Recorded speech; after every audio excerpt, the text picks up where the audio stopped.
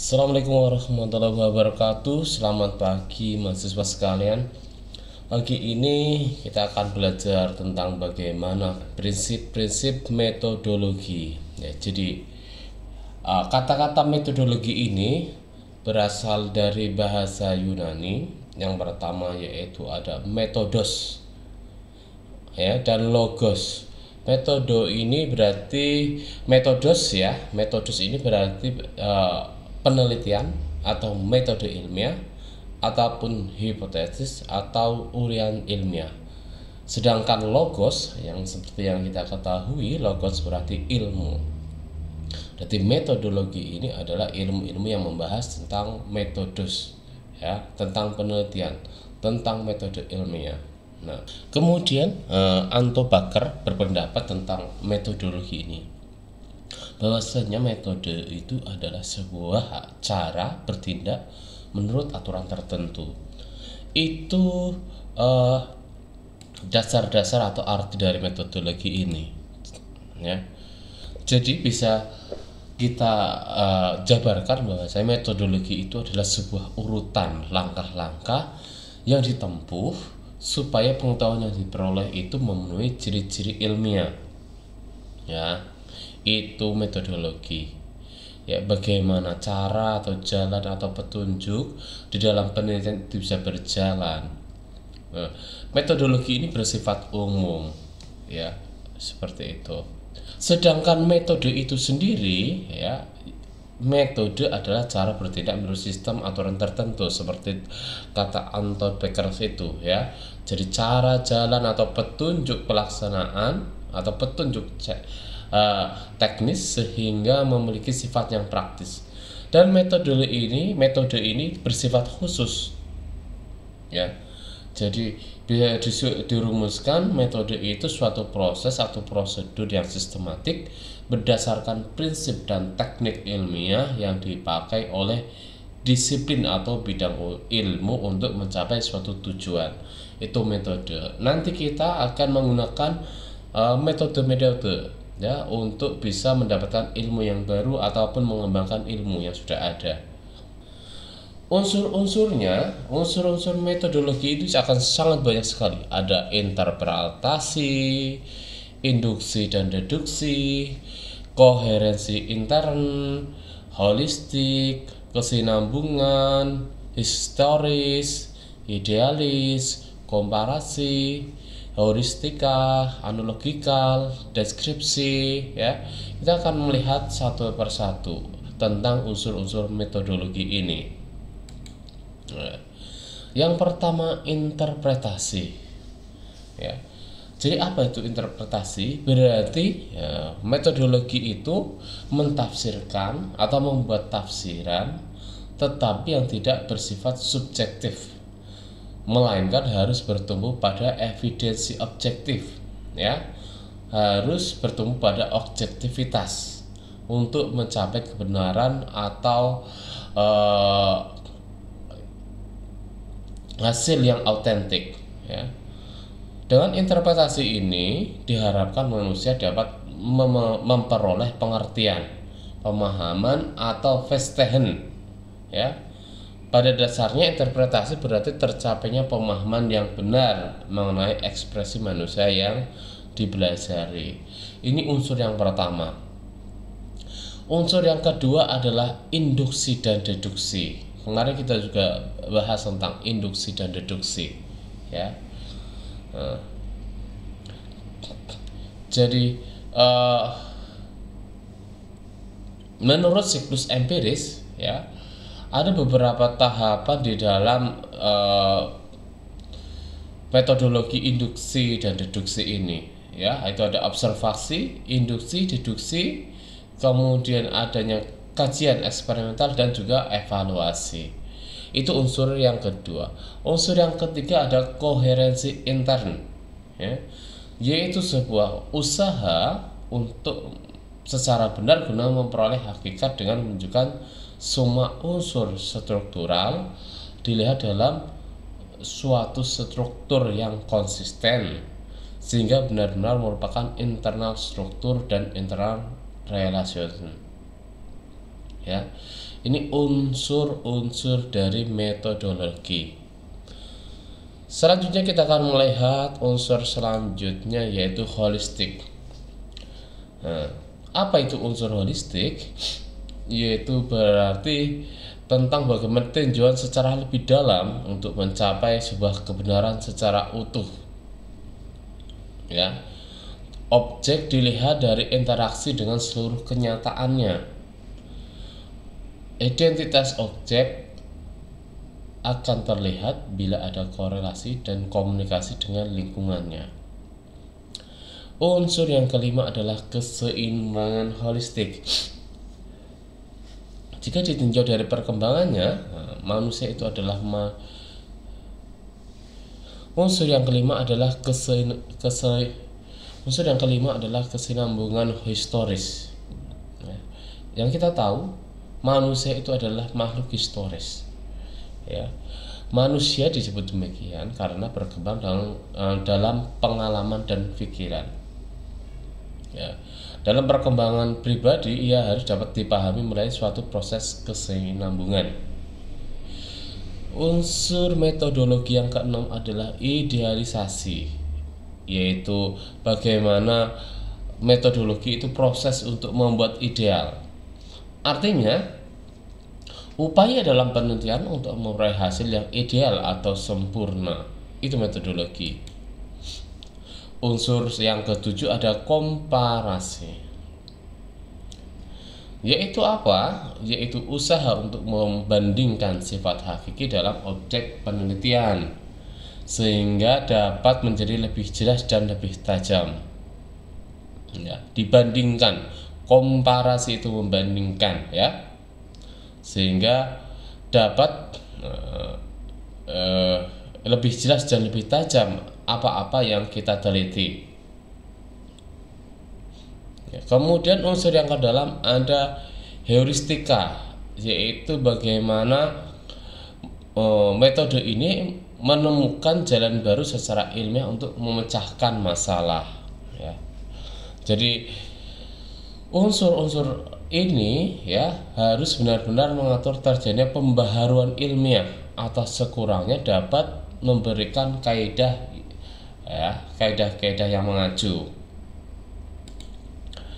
Unsur yang ke-9 dan ke-10, ya. Yang ke-9 ada analogikal, yaitu tentang bagaimana filsafat meneliti arti, nilai dan maksud yang diekspresikan dalam fakta dan data. Sehingga demikian akan dilihat analogi antara situasi atau kasus yang lebih terbatas dan yang lebih luas. Unsur yang terakhir yaitu unsur deskripsi, ya. Jadi seluruh hasil penelitian harus dapat dideskripsikan. Data yang dieksplisitkan memungkinkan dapat dipahami secara mantap. Itu unsur-unsur metodologi. Nah, sekarang kita akan melihat tokoh-tokohnya.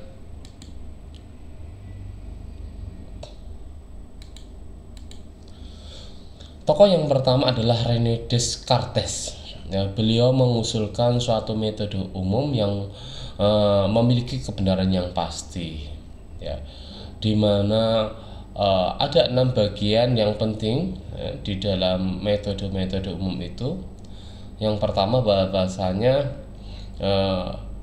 akal sehat, ya, yang dimiliki oleh semua orang pada umumnya, ini memiliki perbedaan, ya, ada yang kurang, ada yang lebih ataupun memiliki banyak, ya. Namun di dalam penerapan penelitian ilmiah, ya, ini harus menggunakan penalaran atau akal sehat ini secara optimal, ya, sehingga akan mendapatkan kaidah-kaidah pokok, ya, yang dapat digunakan untuk aktivitas ilmiah. Sebetulnya ada 4 langkah atau yang aturan yang disampaikan oleh Descartes ini. Yang pertama, janganlah pernah menerima baik apa yang Yang pertama, janganlah pernah menerima baik apa saja sebagai benar jika Anda tidak mempunyai pengetahuan yang jelas mengenai kebenarannya.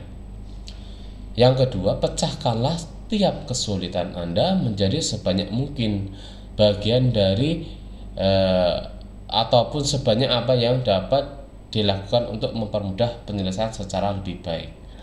Yang ketiga, ya, kaidah pokok yang ketiga adalah arahkan pemikiran Anda secara tertib, mulai dari objek yang paling sederhana dan paling mudah diketahui, lalu meningkat sedikit demi sedikit. Buatlah penomoran untuk seluruh permasalahan selengkap mungkin dan tinjauan ulang secara menyeluruh sehingga dapat merasa pasti dan tidak satupun yang ketinggalan. Ya. Kemudian Descartes ini juga menyampaikan tentang beberapa kaidah moral, ya, tentang bagaimana penerapan metode ini harus mematuhi undang-undang, adat istiadat, ya, dan juga agama, ya ini bisa diajarkan sejak masa kanak-kanak. Yang kaidah moral selanjutnya yaitu bertindak tegas dan mantap, baik pada pendapat yang paling meyakinkan maupun yang paling meragukan. Kaidah moral juga harus berusaha lebih mengubah diri sendiri daripada merombak tatanan dunia. Descartes juga menegaskan bahwa pengabdian pada kebenaran yang acap kali terkecoh oleh indera ini, ya. Dan kemudian kita akan melihat tentang dualisme, ya. Jadi di dalam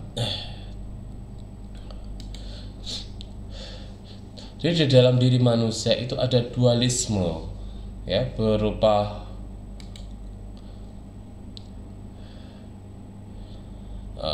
substansi yang ada di dalam diri manusia, yaitu yang pertama res cogitans, tentang bagaimana jiwa itu bernalar, dan yang kedua adalah res extensa, yaitu jasmani yang meluas.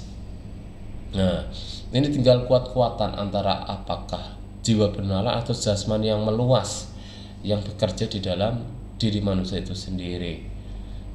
Nah, kemudian ada juga dualisme tentang dua jenis pengetahuan, yaitu pengetahuan spekulatif dan pengetahuan praktis.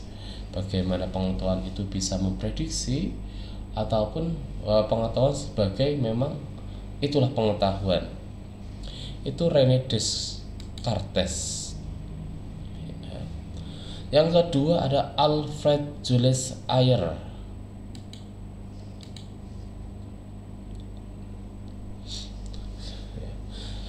Alfred Julius Ayer ini mengedepankan prinsip verifikasi, ya. Jadi karena Alfred ini adalah salah satu penganut positivisme logika, ya, jadi ada sebuah prinsip di positivisme logika itu bahwa sesuatu yang tidak dapat diukur itu tidak mempunyai makna. Dengan demikian, makna sebuah proposisi tergantung apakah kita dapat melakukan verifikasi terhadap proposisi yang bersangkutan. Ya.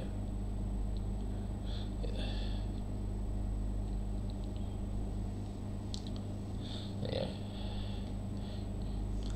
Dan sebagai tolak ukur, ya, apakah itu bisa bermakna atau tidak, ya.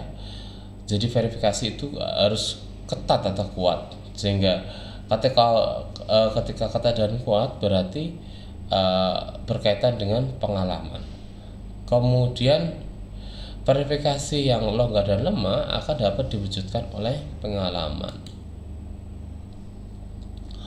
Tokoh selanjutnya ada Karl Raimund Popper, ya. Ini hampir sama dengan Karl Raimund Popper sebetulnya tentang bagaimana verifikasi, ya, tapi menggunakan falsifikasi, yaitu tentang pembenaran ataupun justification, ya.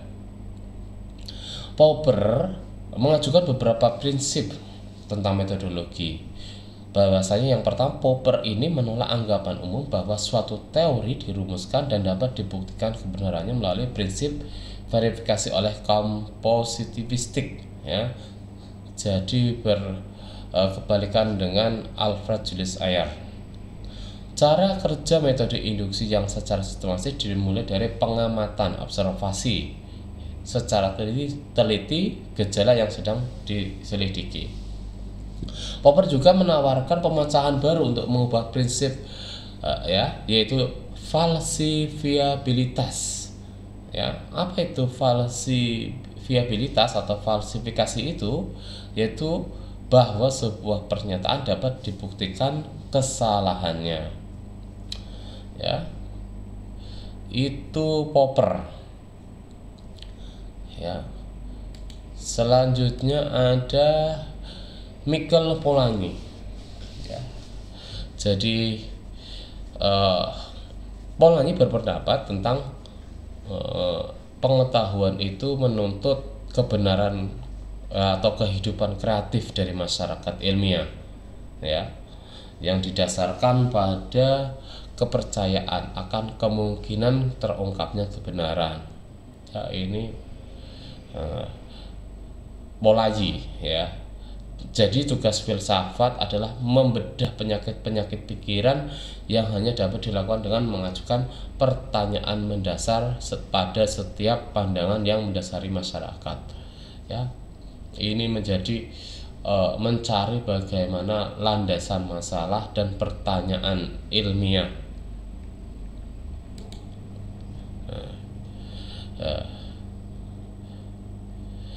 Michael Polanyi sendiri mengajukan tentang metode meiutika, ya, tentang teknik meiutika, yaitu untuk menemukan alternatif baru bagi hidup manusia sebagai manusia dan sebagai masyarakat. Ya. Ini Michael Polanyi, ya. Nah. Jadi secara struktural, segi ilmu pengetahuan tidak terungkap melibatkan dua term ilmu pengetahuan yang tidak terungkap. Term pertama yaitu term proksimal, ya, atau term yang lebih dekat.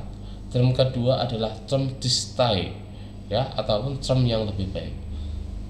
Hubungan kedua term tersebut, ya, disebut sebagai hubungan fungsional. Ya, kita mengetahui term pertama hanya dengan mengandalkan diri pada kesadaran kita tentangnya agar memberikan perhatian pada term kedua. Polanyi telah merintis suatu model pengembangan baru ilmu dengan memerlukan sejajar antara nilai dan fakta, sehingga ilmu-ilmu dikembangkan dapat sejalan dengan perkembangan masyarakat. Ya, itu tadi tentang metodologi ilmiah, ya, bagaimana prinsip-prinsipnya itu berjalan. Nah, dengan tokoh-tokohnya yang memiliki pandangan-pandangan tersendiri. Ada juga pandangan-pandangan yang lain nanti berkaitan dengan cabang-cabang ilmu, ya. Nanti kan kita mempelajari lebih lanjut, ya, ataupun nanti bisa dipelajari sendiri tentang klasifikasi pengetahuan, ya. Begitu, terima kasih, cukup dari saya. Assalamualaikum warahmatullahi wabarakatuh.